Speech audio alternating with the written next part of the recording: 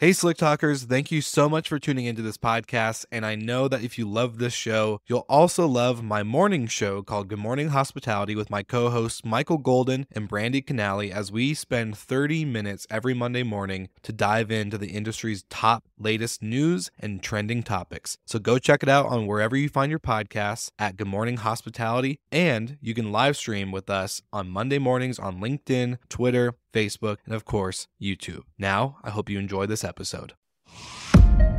Welcome to Slick Talk, the hospitality podcast where we discuss all things hospitality, hotels, and business. You can find us online at slicktalkthepodcast.com and on every podcast listening platform.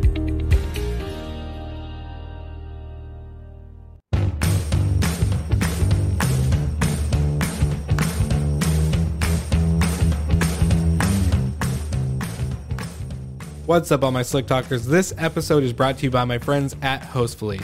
Now, these are the days where enough is enough with managing multiple calendars for your properties in order just to make sure you don't get double booked. And not having a website for your guests to get to know your story and book direct? You can stop stressing, at least a little bit, and check out my friends at Hostfully.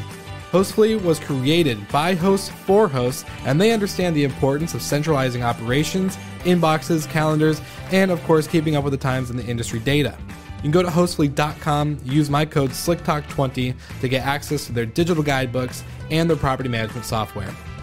I use them as well, and I love the simplicity of their product. Now, I hope you enjoyed this episode of Slick Talk, the hospitality podcast. Now sit back and enjoy.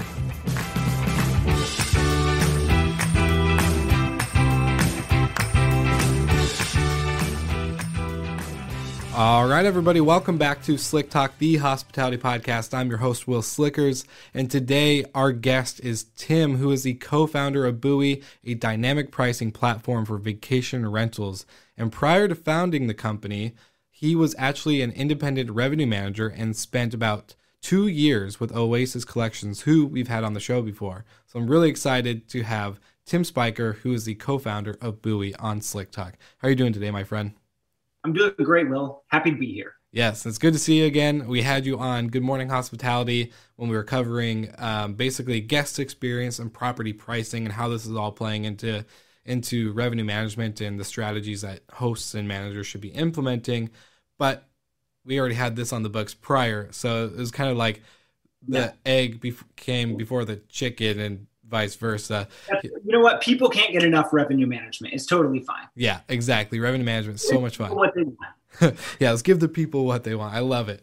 Well, Tim, in this show, we'd love to just jump right into your origin story. Where did you start, and what were the moments and the, I guess, events that led into you creating Buoy? Yeah, so I mean, really, it started when I was an Airbnb host for the first time back in 2013. The platform is really new. And so I saw it as a way to make money on the side, like while I was working in the event industry. And so I had some pricing algorithms in place, like for pricing, like special events and things like that. And I found when I opened up my listing that I could apply a lot of those same principles to revenue management for my listing. So, I grew my company a little bit, and then I saw Oasis came into town in 2016. And I was like, man, they've got my exact same business model, but they're many years ahead of me. They're well-funded. It's like, they're so cool. So I left my little business behind. I joined them. And then, after a couple of years, I was the global head of revenue management. So Hyatt invested, they sent me through their revenue management program with Cornell. And I created this algorithm that I was supposed to bring back to Oasis and like deploy through all of their different markets. And like, it was like very simple and easy to use. Every one of their city managers could use it. But then I realized like, oh, there is no technology in the space that can actually make it. And, Oasis was trying to sell the Vacasa at that time. So like, it wasn't in the works for me. So I spent a few years on my own, like perfecting the methodology and like testing it out. I was super happy with the results. And then I got an extremely talented developer to build it for me. So it took a few years, but we've got it ready now. That's awesome. And Parker Sandberry is just a great guy. So what a cool experience to be able to get into a company that is, like you said, I feel like very well ahead of the curve, especially when the pandemic started. They created the passport, and it was just really good stuff. So I think that's one really great experience for anybody to get into. And then of course, Cornell, you and I are both Cornell guys, so I love it. It's really good backbone and experience in order to create and innovate in the industry that is consistently changing, especially now during these days. So I love the experience. Now let's talk about what you were talking about with your company prior. So you were doing events. Is that what it was? I'm kind of curious about the beginning. In the performing arts industry. So, I price a bunch of, plays, musicals, that kind of thing, sometimes special events. Like I worked for the Architecture Biennial in Chicago, which is like 500,000 people came to this big architecture event. So it was like figuring out how to predict demand and sometimes for something completely new. Like if it's a new play that nobody has ever seen, how do you price that, Yeah. So a lot of the formative problem solving that eventually went into Buoy actually began before I ever opened an Airbnb listing. Interesting. That's really interesting. So let's tie everything back into Buoy. What is Buoy exactly? So it's a dynamic pricing platform. You guys have built it. Give us a little bit of backstory on what you've learned even just developing something like this. Yeah. So I was frustrated with the base rate model that existed. I felt like it could almost do what I wanted, but it was so clunky that for a portfolio the size of Oasis, which had more than 1,000 unique listings, like each of which had their own like owner who had their own opinions about like what revenue management should be. Like I had to create something that was like crazy flexible, and I just didn't quite have that flexibility with the base rate algorithms. So I was like, okay, let's take the idea of a base rate and let's replace that with, let's say, a range of rates for similar units to yours. So like, I developed an algorithm that can say, all right, these are all of the very similar listings to yours in the market. When somebody buys your listing, they're probably shopping at these ones as well. So we say, okay, that's the rate range that we're working within. And then the base rate algorithms say, okay, well, based on that base rate, we're going to inflate the rate X, Y, or Z for a weekend, a weekday, or whatever. So I'm like, okay, I need to know how to like make an adjustment on that initial rate. So how do I figure out how much to raise it? Well, I looked at hotels because I know that like their demand problem solving is like way, way better than vacation rentals. And so like they just have a better idea of like what the variance should be. So I look to them for the variance, unless of course you're in a crazy rural area where there's like no hotels or that they're not relevant, in which case I can take it from other market factors. Then lastly, we want to layer in some sort of historical context, but especially right now, like historical rates are not relevant, because we're in a totally brave new world, a scary new world, it can seem like sometimes. So I want to look at instead purchasing behavior, because, if you're booking a like 7-bed ski chalet, like for a specific time, you're still going to have a much bigger booking window than if you're booking like a studio downtown in an urban area. And so those elements are still present in previous years. So we look at those an array of different purchasing patterns and then drop the rate based on how advantageous it is for the booking pace. So to explain what I mean, you'll see a lot of vacation rental managers like say, hey, I want to drop my rate 30% over the last 21 days of the booking window or something like that. The way we approach that is we say, okay, typically for this market, like when do people start actually booking? And we don't want to drop our rate until booking pace actually picks up. In which case, like we want to drop it down to be really competitive with the competition. You get two benefits there. Number one, you get an increase in page views because you're now more competitive. And number two, the OTA probably put some sort of special promotion on because they've seen that the price has dropped after being published at a higher rate for like 270 days or something. And so then as the booking window extends, you're probably going to get booked. But just in case you don't, then we drop it down at the very last minute, but don't let you get too far out of the range of your comp set median. So we call that a seat belt. So you can never like lose out too far on the low end. So with those three things together, number one, the comp set rate range, number two, like the hotel demand range, and then number three, the historical behavioral patterns, that's what we recommend the rate to be. Then, like once users understand the rate that we've recommended, they can go in and adjust it up and down. And as market conditions change, the rate will float on those market conditions, which is why we call the algorithm Buoy. And, they can say, hey, I actually want to make this more buoyant or less buoyant, like make it higher than you're making it just generally, or lower just generally. Or they say, like, let's anchor the rate to like just this one rate over this period of time. So because it's one thing to have the algorithm that does all of these things. It essentially like replaced everything that I did as a revenue manager, but then you still have to give it to the vacation rental manager so they can take those revenue management principles and apply their specific instincts to the rate schedule. So that's what I do. We set all of that automatically and then let people go in and like nudge it around based on what their instincts say. That is a good explanation of why the company's name is Buoy. I was actually going to ask that. I was like, where did you guys get Buoy from? But that actually is as a revenue geek myself, I think that makes total sense. Now I'm curious, and we kind of talked about this offline, we've had multiple dynamic pricing solutions on the show. There's plenty out there. I think we see a lot of, I think you saw everything that they saw, that you can't just set a weekday, weekend rate. How can we implement better revenue strategies in this market of an industry? Because like, I'll give a side story. When I first started in the actual main vacation rental management side of things, working with a big property, I told them, I was like, I would love to be a revenue manager for you guys. This is something I feel like is really important. Like, no, our rates are $1,500 a night, blah, blah, blah. And then in the summer, we raised it up to about $2,500, depending on certain events in the summer, whether it's a fair or something else in town. And I was like, okay, but like, I feel like you're leaving a lot of money on the table.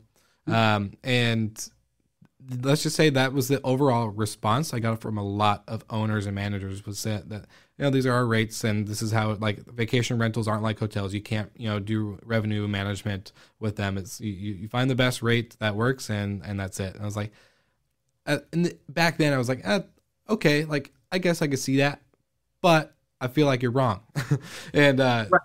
So I'm. But you didn't have the market data to prove it. Exactly. Because they're operating in a closed system and they're only comparing themselves to themselves. Mm-hmm. And so it's very easy to manipulate your perspective on your performance to tell the story you want to tell. But as soon as you say, okay, now let's compare it to the rest of the market. Oh, you had a 5% improvement, but the rest of the market had a 7% improvement year over year. Well, congratulations. You didn't do as well as your competition. Yeah. And if I were only looking at my own data, I would say, yay, 5% improvement. We're doing better than last year. Yeah. And so like, that was always a sobering thing with these Oasis owners, was to say, I mean, I know that you say your home is definitely worth $1,500 a night, mm-hmm. but you haven't had a reservation in a little while, and looking at your market, like it's mostly in between 700 and 900 for this type of listing. So do you think that you're twice as good as the other listings in the market?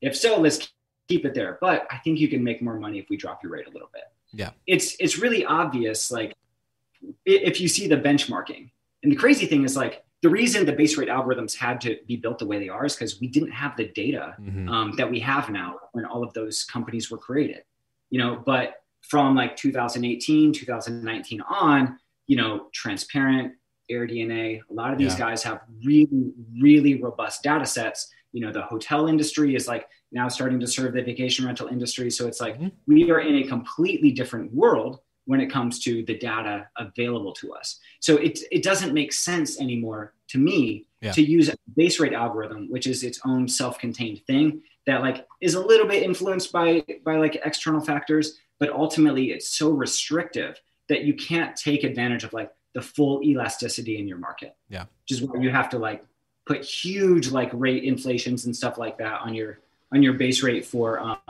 big events like the Kentucky Derby and stuff like that. Totally agree. And yeah, so after my side story that I didn't actually schedule or plan to talk about or bring in the episode, but was my main question I want to ask you now is so, like I said, there's a couple other pricing solutions out there. This is now becoming I think a market, especially in the vacation rental industry, like you said. What made you want to continue to pursue it in creating Buoy? Being now that's probably going to be more competition. What do you think on that side of things? Do you feel like is what's pushing you and driving you guys forward as a company? Yeah, a couple of things. Number one, like it was really frustrating for me a few years ago to like come out of this program like I was at Oasis, I was at the company, we got the investment from Hyatt, I did all of the work at the school, I made the thing, it was supposed to work, and the technology let me down. And like, I don't know if you can tell, but I'm still a little salty about it. But ultimately it opened up this opportunity for me. And I was like, it has to happen this way, right? It has to come from the market. Now, the other thing that I discovered as I was trying to make this originally was the systems that are out there right now, like their databases are just not very well built. So they couldn't support the type of thing that we were trying to do. So, God smiled on me and we had a huge stroke of luck. And I happened to be in Los Angeles at the same time as the guy who built the Spotify podcasting database. Wow. And we happened to get a drink.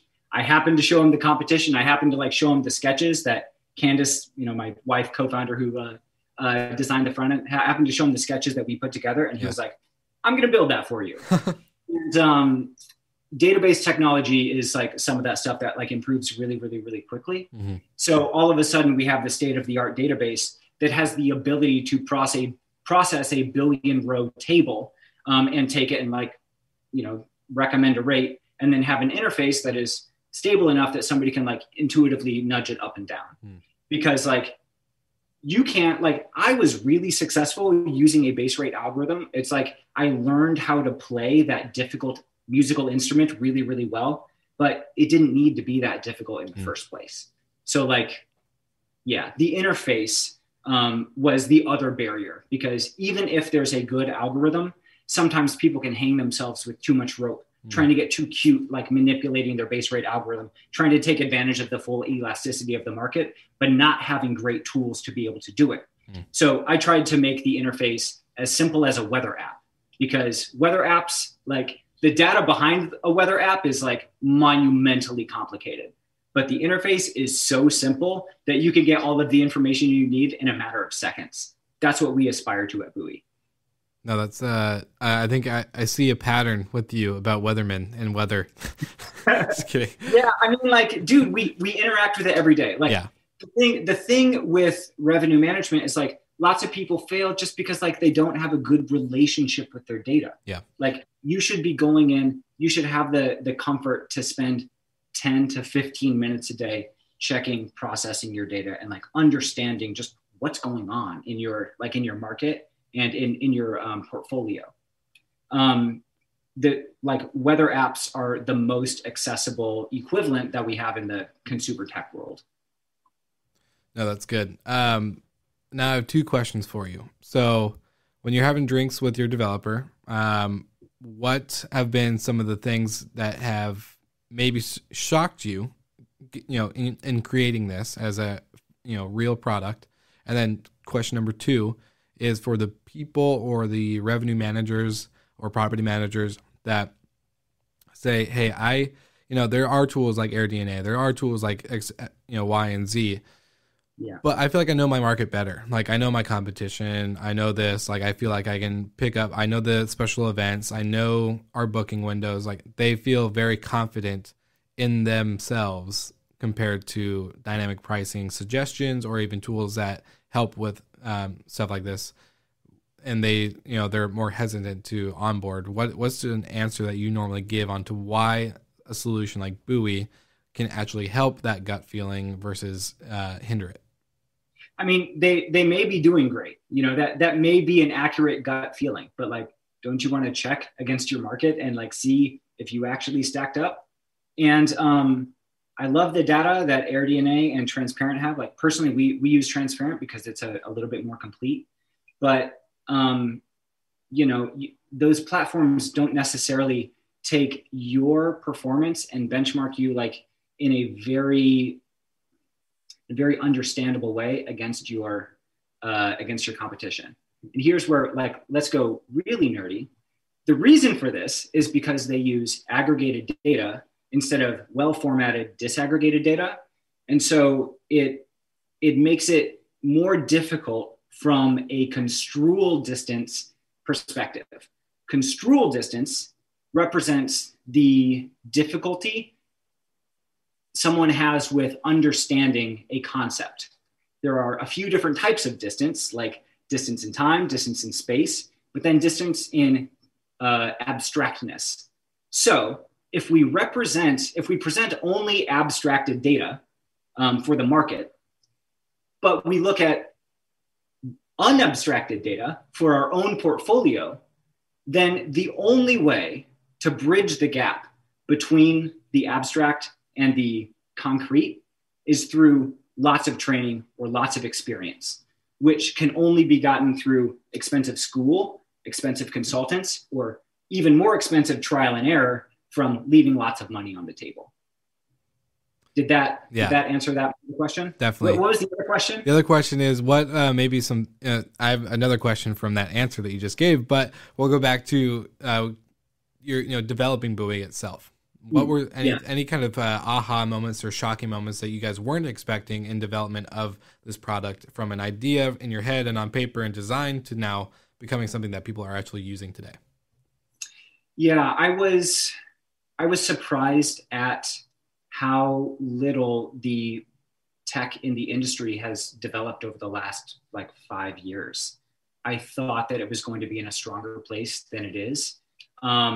But our head of engineering is always like, whoa, I can tell these companies built this database and then grew and never went back and rebuilt that database. Because if you think about it, the industry has been so focused on expansion and market share and all of that stuff that I don't know that people have taken the time to stop and say, actually, what are the nuts and bolts of my tech product? Maybe I should go back and update that to be one with the times.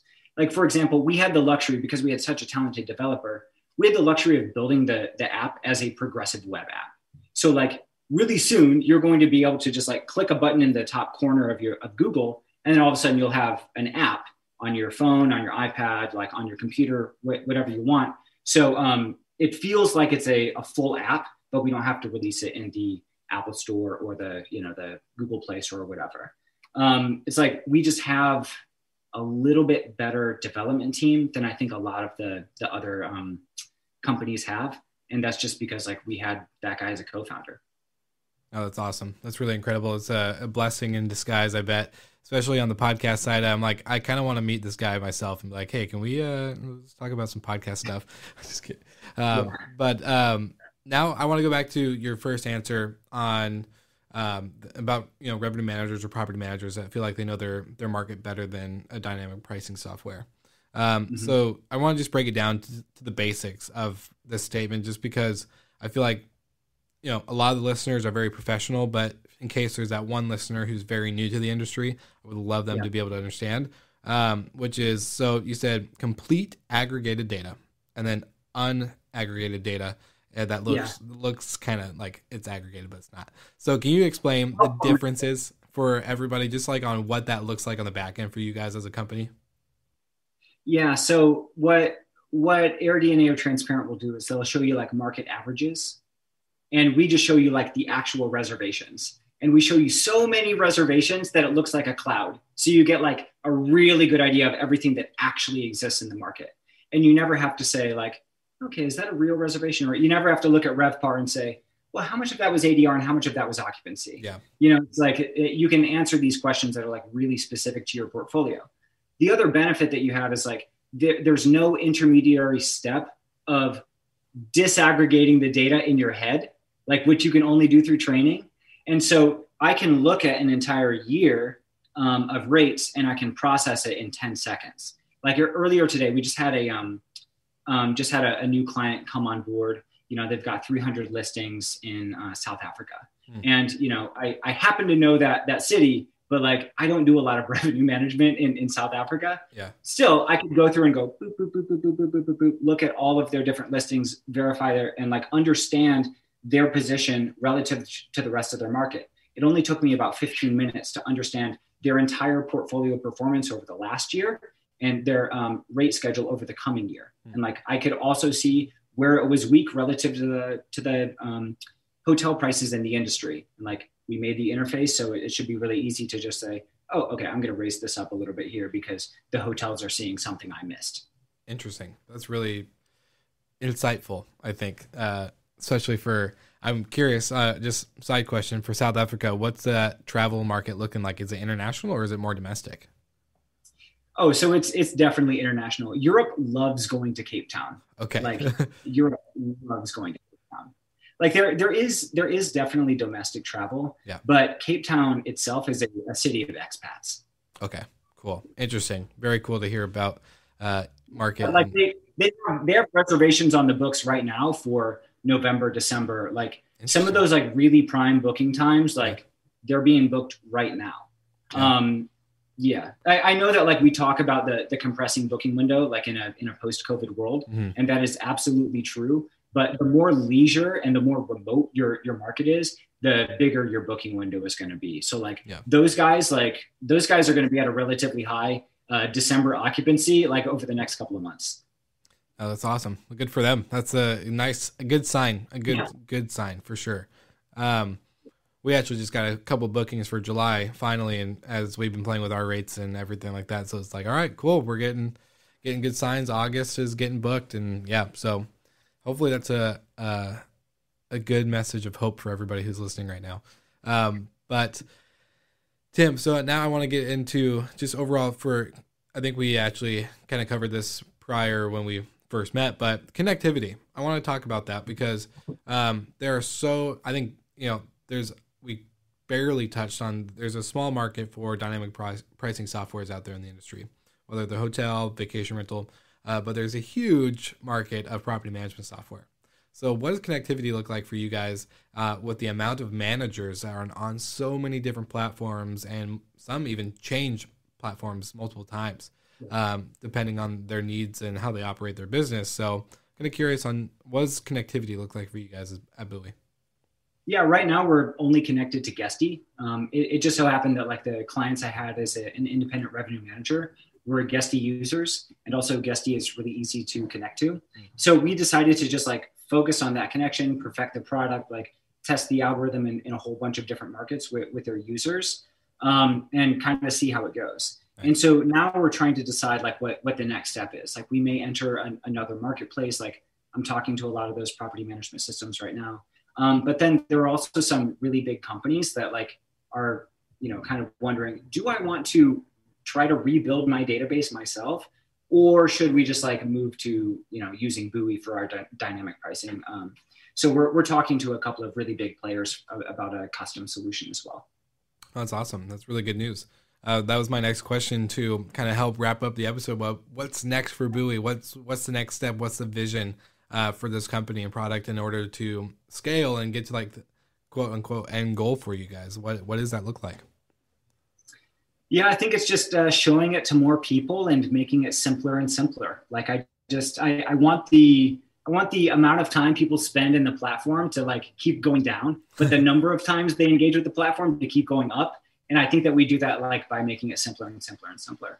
So yeah, we've got some exciting new signups, and so like we're going to run some tests in some new cities, and I'm kind of excited to see what happens. That's awesome. It's like the dating app that's supposed to be deleted, right? The goal is to get that product where you just don't have to be on it all the time, which is a good sign for Yeah, well, like if our app is there to provide answers, then I want to know that we've done it quickly. If somebody's like spending several hours in there every day, then I'm like, there's something you're not understanding. There's something I need to fix about the app that can communicate this more clearly to you. So yeah, we're in that testing phase right now and figuring out the simplest thing that we can make. Well, that's cool. You kind of just said something that kind of sparked another question though, is education. I think, this is a segment of, hospitality, especially like short-term rentals specific, that I think has been very bootstrapped. It's been, how Airbnb started, right? It was just a couple of guys wanting to couch surf and go about that travel and pay for, maybe while they're traveling, to now where it's very professional.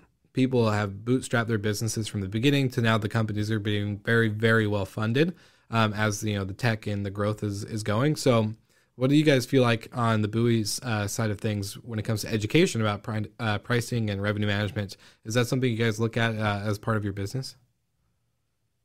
Oh, absolutely. But the goal is that the data visualization is so simple that you don't need any sort of formal education to understand it. Like we understand the instincts that vacation rental managers have, And we try to arrange the visualization in a way that encourages sound revenue management decision-making.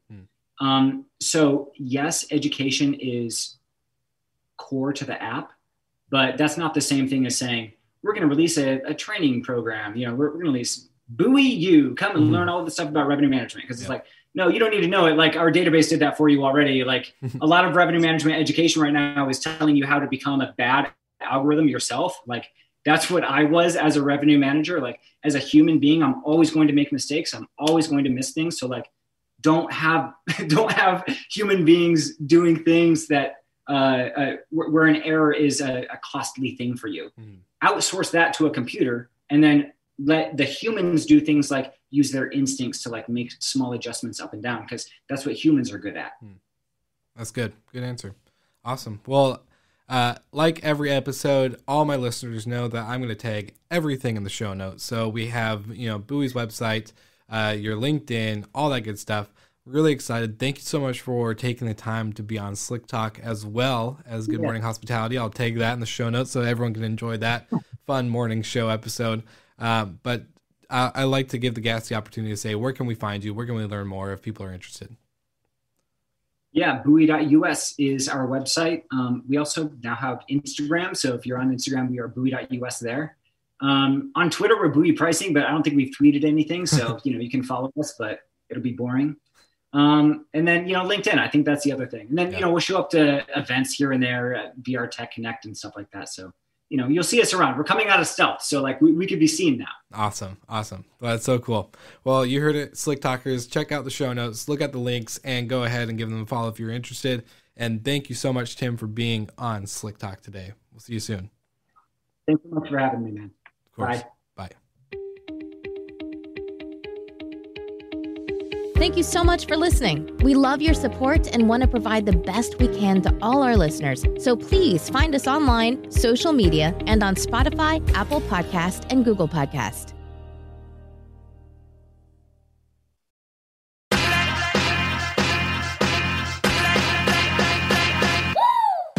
What's up, everybody? If you've gotten this far into the episode of Slick Talk, the Hospitality Podcast, then you are amazing, and thank you so much for tuning in.